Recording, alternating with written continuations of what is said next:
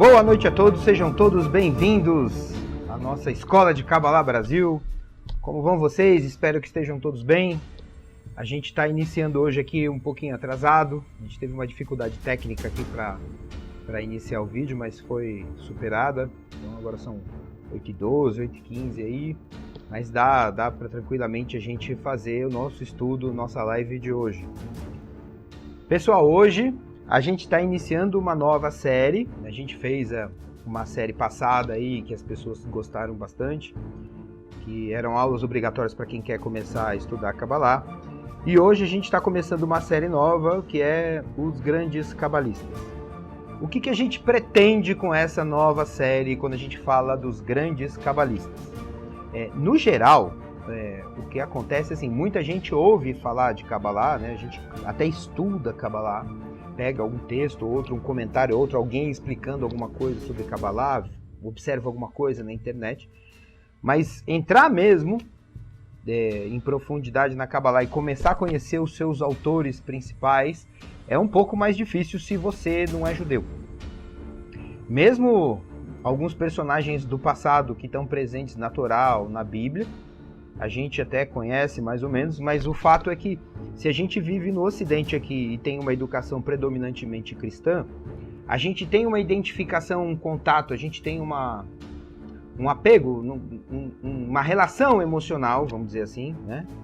Mas com os personagens do Novo Testamento, a partir de Jesus. Então a gente sabe quem é Jesus, Maria, José, Pedro, Paulo, né? São Francisco de Assis, São Tomás de Aquino e etc. Mas a gente não tem muita ideia de quem foi o profeta Amós, por exemplo, né? A gente não conhece muito a história da rainha Esther, né? Salvo se você for judeu ou se for alguém que teve uma educação religiosa um pouco mais aplicada, assim, um pouco mais disciplinada. A gente não tem muito o contato com esses personagens e principalmente a gente não sabe exatamente quais foram cabalistas e quais não foram. É meio confuso na nossa mente a ideia do que é religião e do que é Kabbalah, do que é cristianismo, do que é Kabbalah, do que é judaísmo, do que é Kabbalah, como é que a gente separa isso, né? Então a gente resolveu hoje, nessa noite de hoje, trazer a partir de hoje um pouco disso para vocês. Quando eu digo um pouco é porque a gente está aqui nesse ambiente de uma live, né? A gente vai ter um pequeno tempo aqui por dia aí com vocês, começando hoje.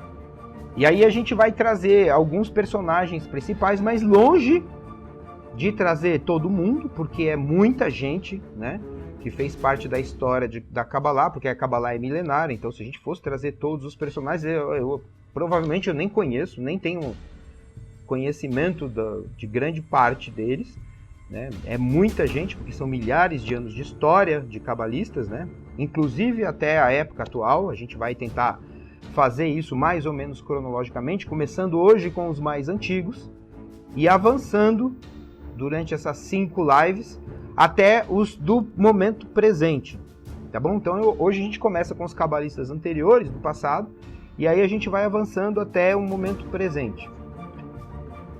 É importante aqui a gente lembrar de alguns recados, né? Para eu não esquecer. Eu sempre tenho algumas anotações aqui, uma colinha aqui.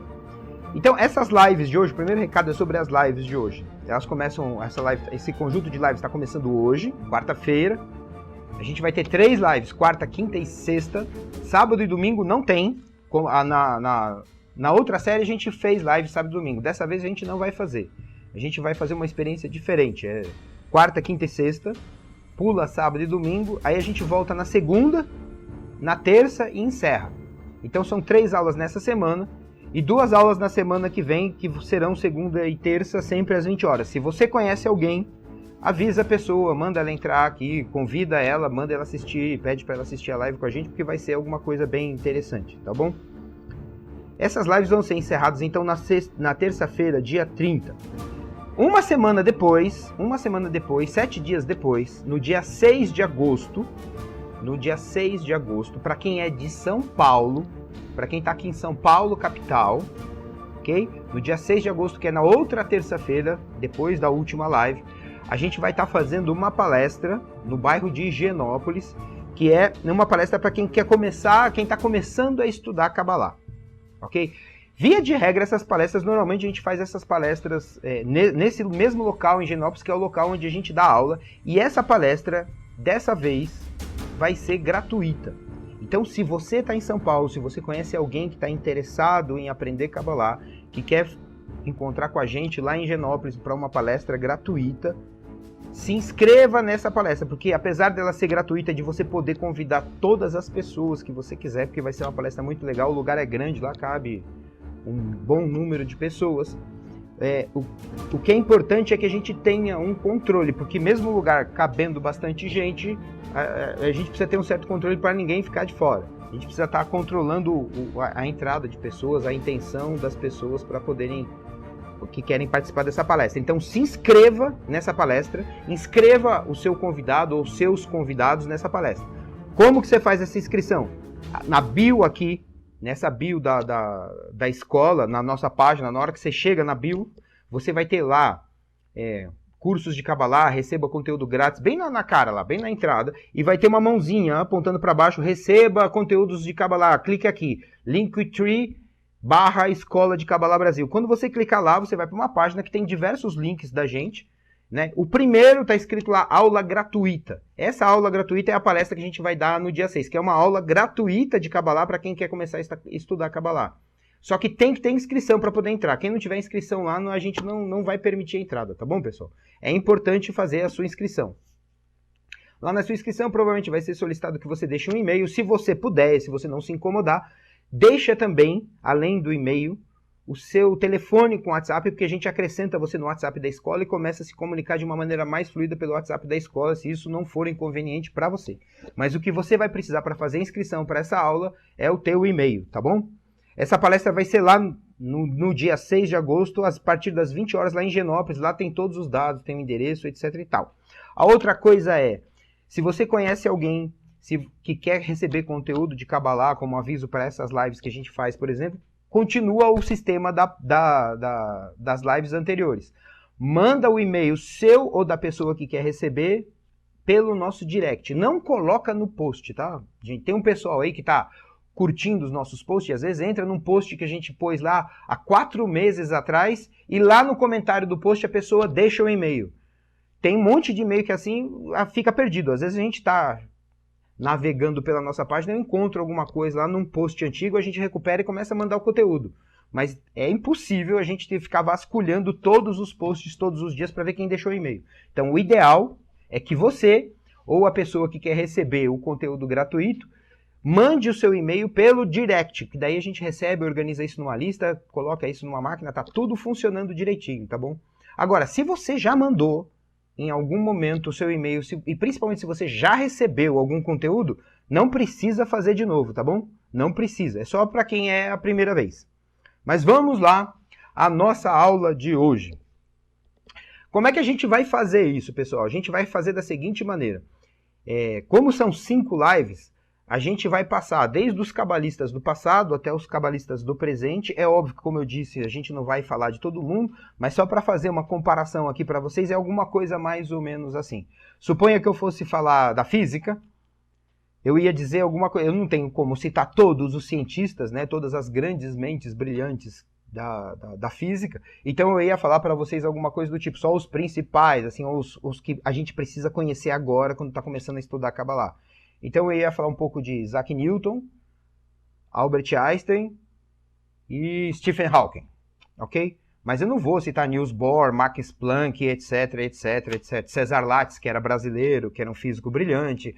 Não vou passar por tudo isso daí, tá bom? A gente vai citar vários cabalistas aqui nessas 5 aulas, aproximadamente uns 10 mais ou menos, tá? Ao longo do tempo, para você continuar identificando. Nós vamos falar do nome de alguns outros sem entrar muito na história deles. Tá bom, pessoal? Hoje, na aula de hoje, o que a gente quer fazer com vocês é trabalhar 2 nomes iniciais, tá bom? Que são os nomes que iniciaram a Kabbalah no mundo, tá ok?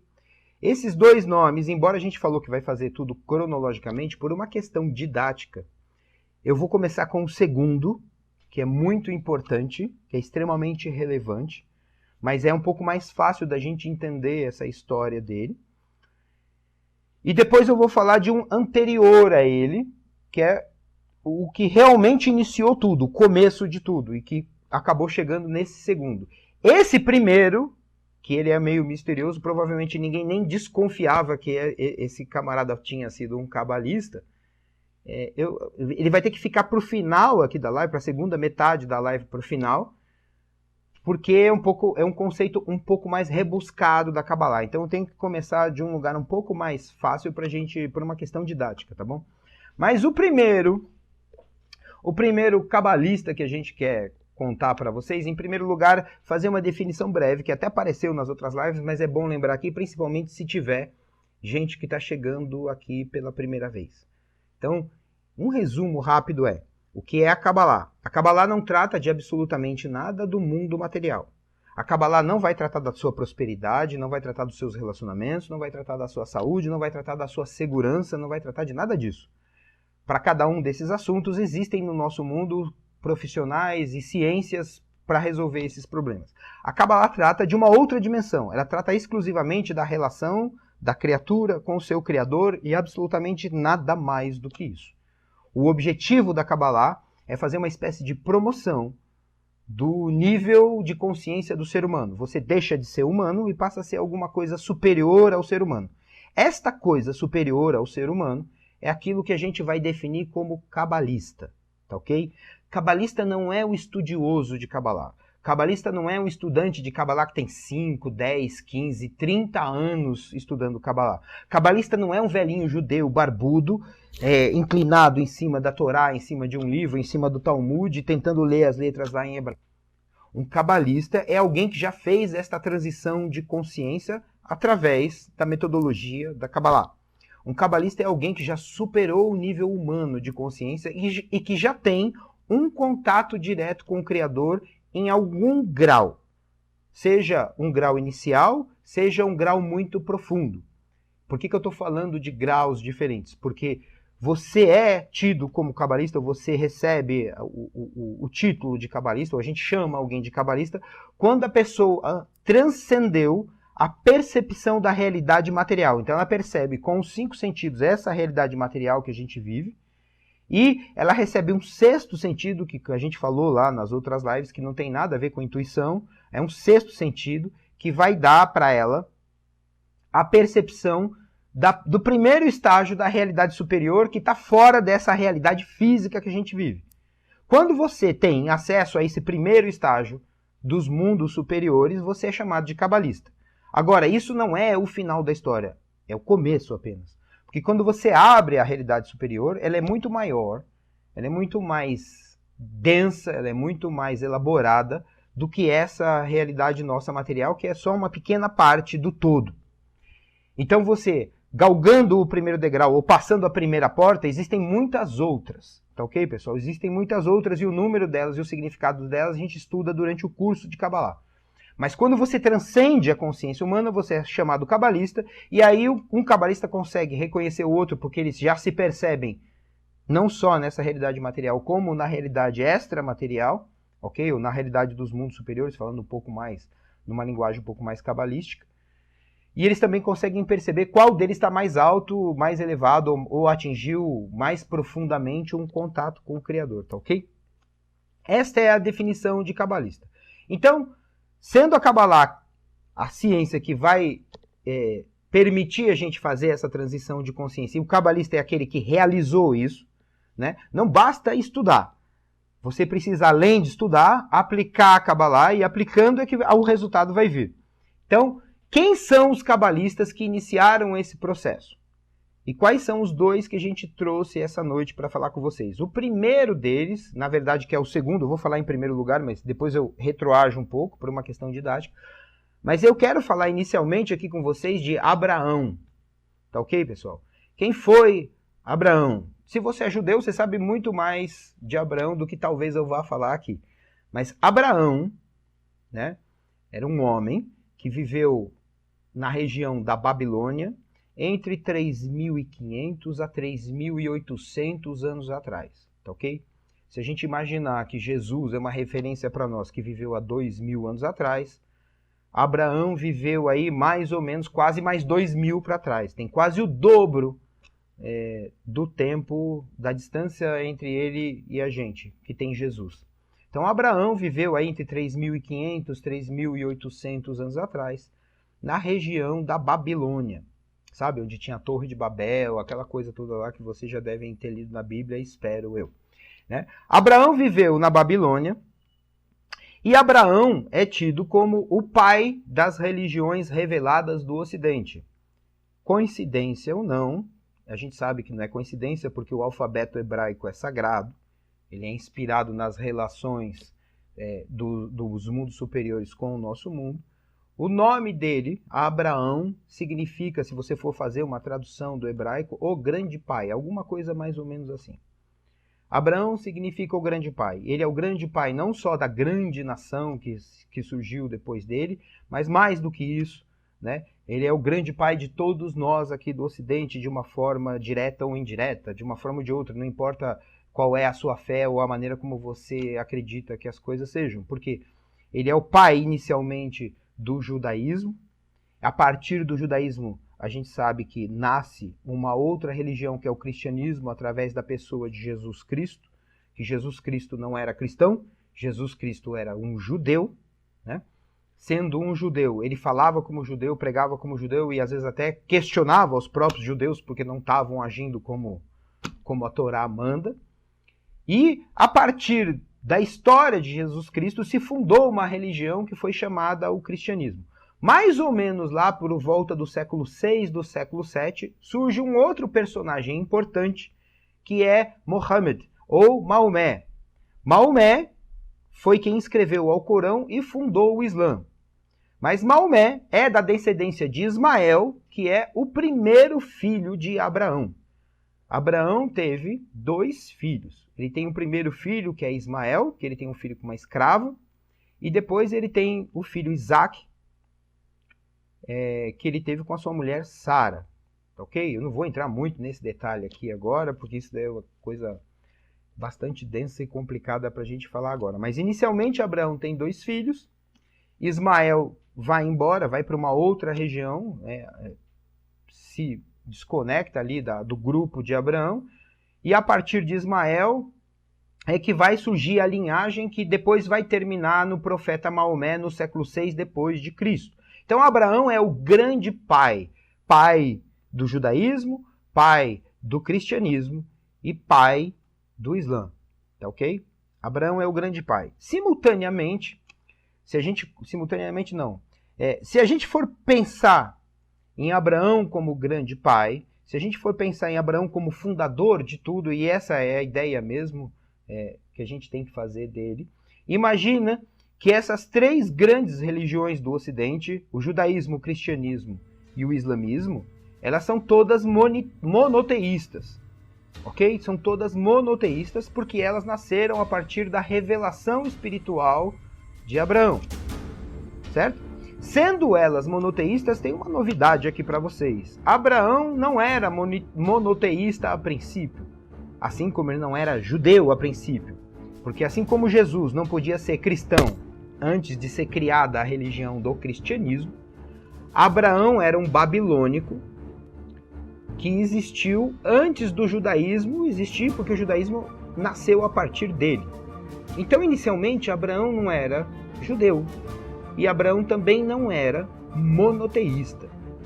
Abraão era um politeísta, ok? Um politeísta, um pecador, né? Um idólatra, literalmente um idólatra, né? Que tinha uma família na Babilônia, que o pai dele tinha um negócio, né? Tinha uma loja na Babilônia, onde eles vendiam imagens de divindades pagãs, vamos dizer assim. Então, todo tipo de crendice que existia na Babilônia, na época, há 3.800 anos atrás, Abraão tinha um comércio disso. Ele era o herdeiro do seu pai, nessa lojinha que vendia artigos religiosos. É como se ele tivesse uma casa de artigos religiosos há 3.800 anos atrás. Se você entrava na loja de Abraão, era uma loja com muita variedade. Você encontrava de tudo lá. Todo tipo de santinho, de anjo, de divindade, de demônio, tudo que as pessoas acreditavam, todo tipo de estatueta, Abraão era um artesão que trabalhava com seu pai, produzia essas estatuetas e vendia. Acontece que, de alguma maneira, em algum momento da vida de Abraão, ele começa a buscar o verdadeiro sentido da vida na natureza e começa a tentar buscar a fonte de onde tudo aquilo que ele vendia e comercializava surgiu. Ele investiu nisso de alguma forma, né? Sabe-se que ele deve ter tido contato com cabalistas anteriores a ele. A gente lê alguma coisa assim, se você procurar na Bíblia, você vai encontrar uma relação dele, que é muito pouco falado lá, com um outro personagem que é anterior a ele, que chama Melquisedeque, ok? E Abraão tem, num dado momento da sua vida, num dado momento da sua busca, apesar de ter aquele comércio, de ser politeísta, ele encontra dentro dele, um sentimento, ou um desejo, ou uma sensação, uma realidade que ele não encontrava antes. Ele começa a ter o primeiro contato com o Criador na sua época. Então, quando Abraão percebe, ou quando ele começa a ter uma experiência real com o Criador, o que ele faz a primeira coisa que ele faz é romper com a sua família. Ele rompe com os negócios do seu pai, e aí, num processo lá da família dele, ele quebra a loja do seu pai, isso está descrito. Não só no Talmud, mas quem lê o Alcorão também está no Alcorão, isso. Ele quebra todos os objetos do seu pai e ele vai embora. Tem lá aquilo que a gente conhece lá na Bíblia, você vai ver que em um determinado momento Deus pede para ele abandonar a sua terra, a sua parentela, seus pais e ir para a terra que Deus estava indicando, que é a terra de Canaã. Mas Abraão abandona tudo e começa a ensinar Cabalá a partir de então. O grande mérito de Abraão, além das religiões, é óbvio que eu não sei se dá para falar que é o grande mérito, mas um dos grandes feitos de Abraão foi ter organizado a Cabalá de forma sistemática e ter montado a Cabalá como ter sido o primeiro cabalista que iniciou a Cabalá de forma sistemática como uma escola, que começou a ensinar sistematicamente Cabalá e tentou ampliar a Cabalá para o mundo, né, pelo menos para aquele mundo que ele conhecia, que estava ao seu redor. E ele começou a organizar grupos que estudavam Cabalá. Como é que ele fazia isso? Abraão tinha uma tenda onde ele ia de local em local, e quando ele chegava numa região nova onde ele não era conhecido, ele tinha lá a sua tenda e ele oferecia um jantar grátis, comida gratuita. Então as pessoas iam lá para poder comer gratuitamente, ele oferecia alguma coisa, e quando a pessoa entrava lá na tenda de Abraão e estava prestes a jantar, ele fazia um discurso e a condição para a pessoa, o que ele pedia como pagamento para a pessoa que ia jantar gratuitamente com ele lá e com a família dele, e com os amigos ou com os outros alunos dele que estavam estudando com ele, é que a pessoa ouvisse uma palestra. Essa palestra era um discurso que Abraão preparava para falar para as pessoas sobre o Deus único, sobre a força que move, gera e administra toda a realidade e toda a sua percepção superior que ele tinha atingido. E assim Abraão foi angariando uma série de estudantes e o seu grupo foi aumentando. E Abraão também escreveu um livro muito importante da Cabalá, um livro extremamente técnico e difícil de ler, absolutamente indecifrável, mesmo que esteja em português. Você lê o livro, você acha que entende algumas coisas ali, e você sabe que outras coisas você não consegue entender, que é o livro que chama Sefer Yetzirah. Essas coisas que você não consegue entender, você já sabe que não entendeu. E aquelas que você acha que entendeu, saiba que depois que você estudar Cabalá, você vai descobrir que você não tinha entendido nada. Entende? Esse livro, Sefer Yetzirah, que Abraão escreveu, é provavelmente, com exceção de um anterior, o primeiro livro escrito de forma técnica sobre a Cabalá, Sefer Yetzirah. Ok? Chama o livro da criação, se a gente for traduzir para o português. Então este é Abraão. Tá ok, pessoal? É o pai das principais religiões. Abraão também é... Deixa eu só ver uma coisa técnica aqui, só um minutinho. Tá ok. Abraão é o pai das principais religiões do Ocidente. Fundou praticamente a Cabalá e o método de ensinar a Cabalá, escreveu esse grande livro. E é óbvio que tem uma série de histórias na Bíblia sobre ele. Lá, as passagens que a gente vê na Torá sobre ele está no livro do Gênesis. Se você for ler lá, você vai ver a maneira como ele recebe o filho dele, os anjos que conversavam com ele, e o diálogo que ele tinha com o Criador de forma muito reta e direta, como, por exemplo, durante a destruição de Sodoma e Gomorra, quando o sobrinho dele estava lá vivendo naquela cidade, e ele vai tentar convencer a Deus, numa conversa franca e direta com o Criador, a não destruir Sodoma e Gomorra, porque o sobrinho dele estava lá. Tá ok, pessoal? Esse é um resumo muito breve da história de Abraão. Deixa eu ver se tem mais alguma coisa aqui. É isso que a gente tinha para falar sobre Abraão de hoje, para a gente não ficar muito tempo aqui. E agora tem que falar sobre o primeiro de todos os cabalistas da história.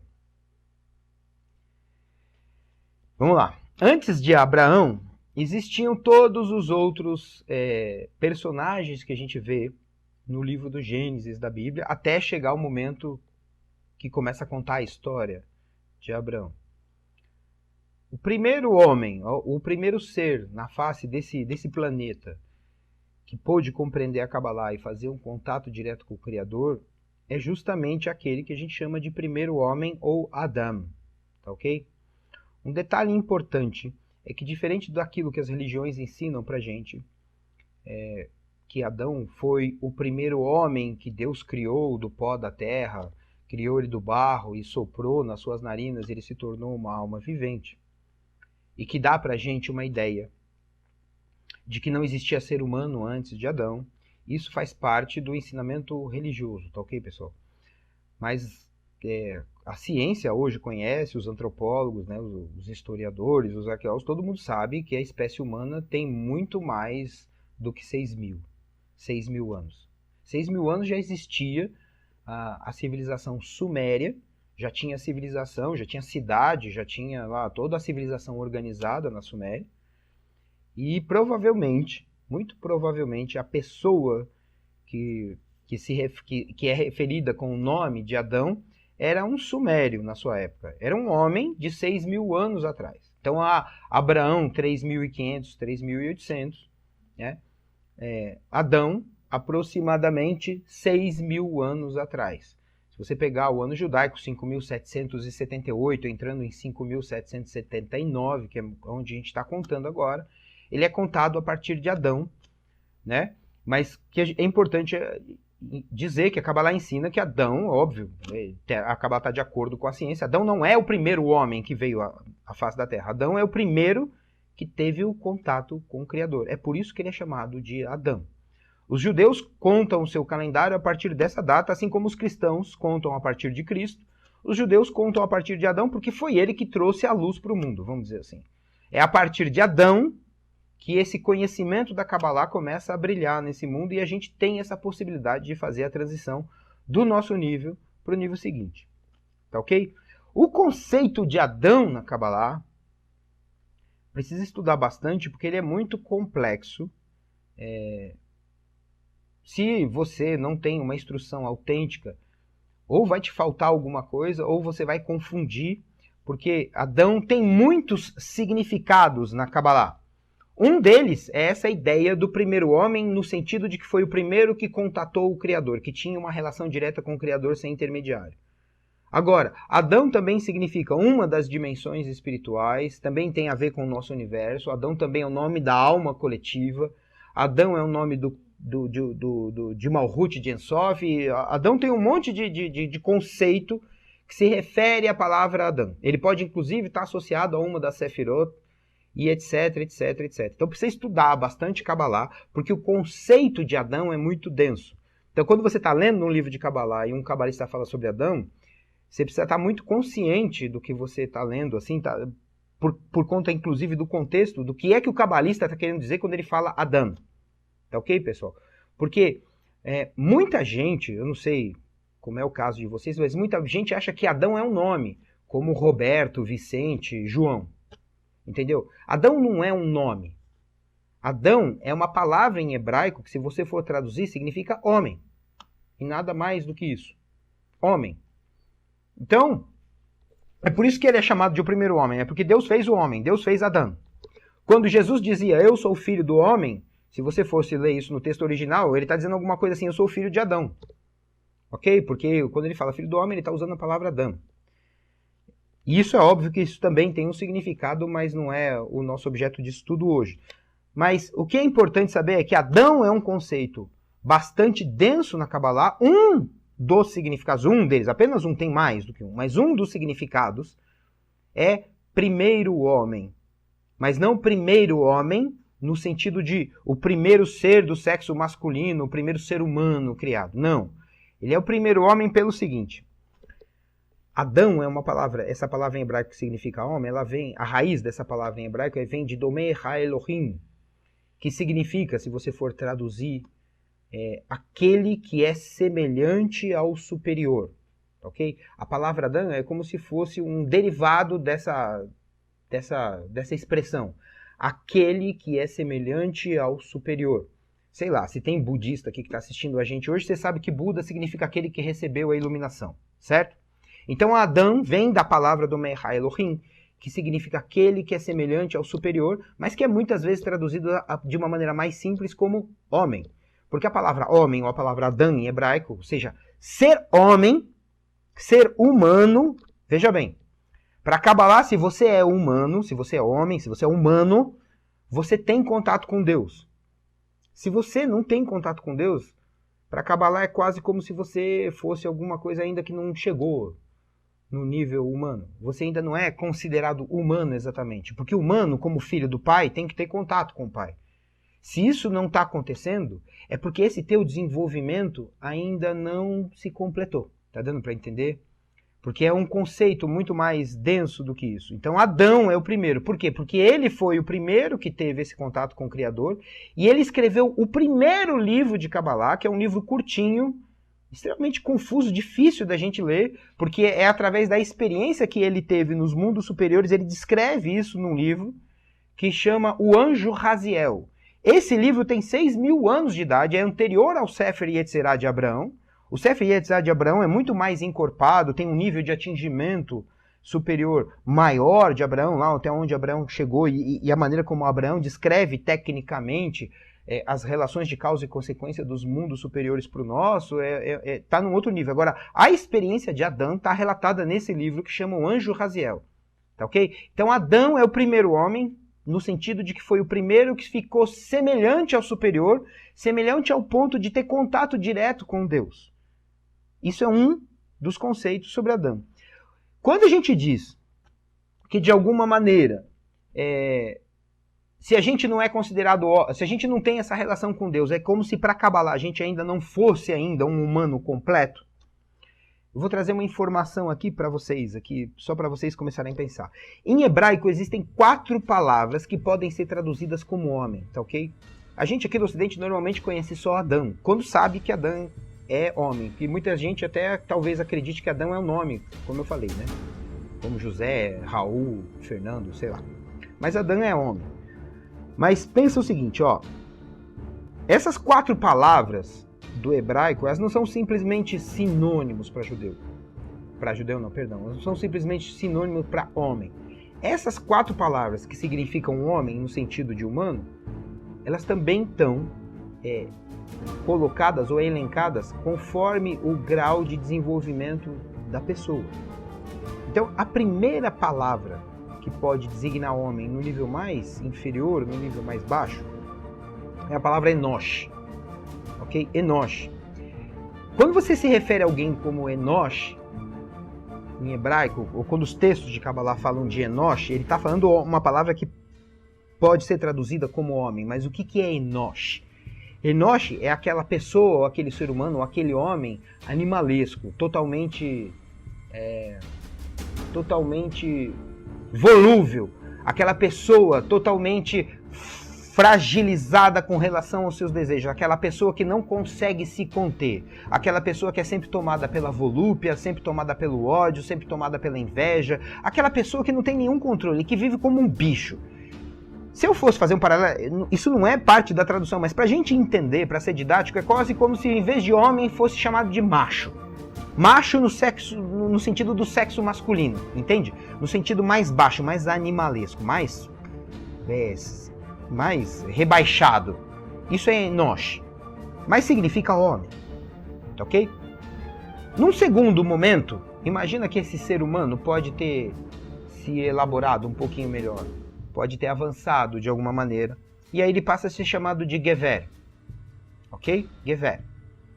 Gever é aquele que já percebe que ele tem que ser diferente do animal, que mesmo que ele tenha esses impulsos dentro de si, este homem ou este humano é aquele que já olha e já quer se separar do reino animal. Ele não quer simplesmente ceder aos seus desejos o tempo todo. Ele não quer simplesmente ser levado por suas emoções como um bicho qualquer.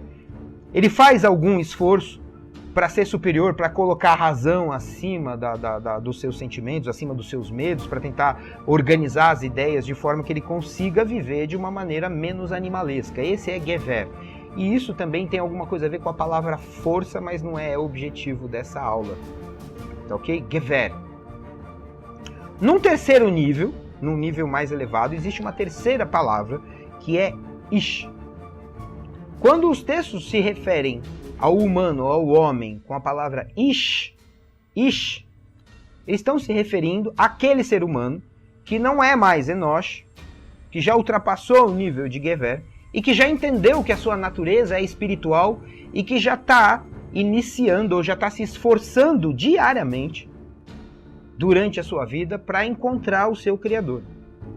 É aquela pessoa que já é religiosa de alguma maneira, ou já é um buscador de alguma forma, mas alguém que se esforça de verdade para encontrar o seu Criador. Não só da boca para fora, mas alguém que realmente está buscando alguma coisa, está se esforçando de verdade, mas que, apesar do seu esforço e da sua busca, ainda não encontrou, e que vira e mexe quando a emoção é muito forte, quando alguma coisa acontece de grande intensidade, essa pessoa ainda cai em tentação, mas ela já sabe que o norte dela tem que ser um norte mais espiritual.